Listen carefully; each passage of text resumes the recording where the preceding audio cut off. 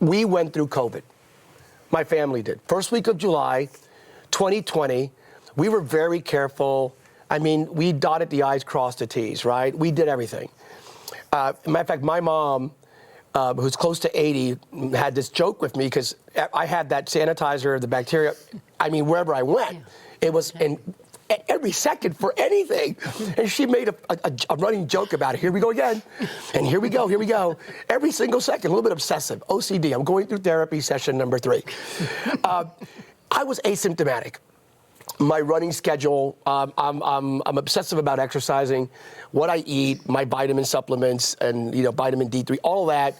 So I was 98% asymptomatic. I actually ran better during COVID, I kid you not, than out of COVID. Wow. Ironically enough, my daughter ended up in ICU. Wow. In a ventilator, because she just gave birth to my new granddaughter, Camila, my first granddaughter. And her immune system, her white blood count was low. It hit her right at that spot.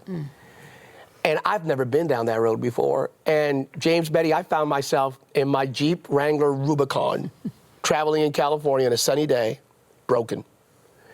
And I know even beyond that what it is to be broken. And I lost it.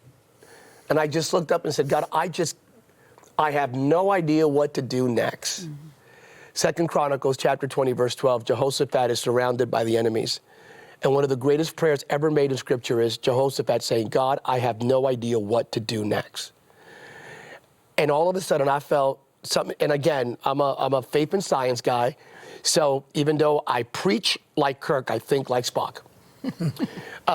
So I don't do the whole emotional thing, even though I'm a wired up preacher, I think.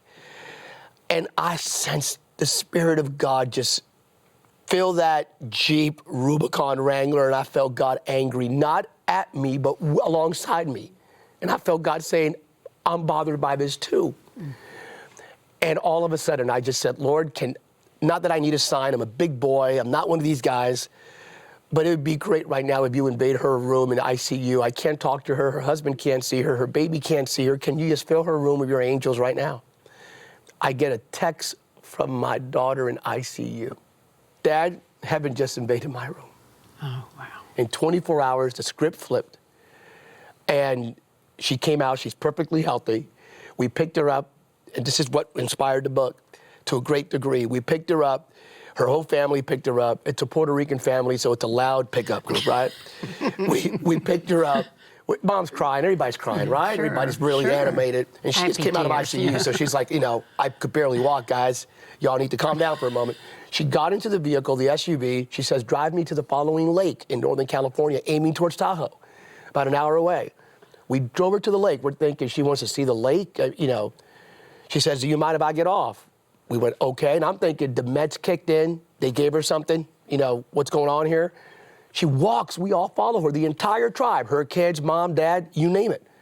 Walks down to the lake. We're going, she could barely breathe 24 hours ago, right? Touches the lake with a tippy toe. She says, I'm not going crazy. Y'all don't judge me. I'm not nutty. Just trust me. We're thinking she's crazy. She dives in. Oh, my goodness. Dives in, comes back out, lifts up her hands, says, I'm alive. Wow. I'm alive. I'm alive. Wow. There's no way we can accept the circumstances we go through, placing a lid on us in perpetuity, when we are called, we have a mandate to shine the light of Christ to a broken world.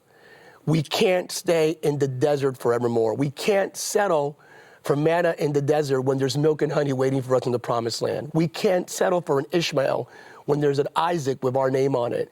You taught me something years ago that came from you.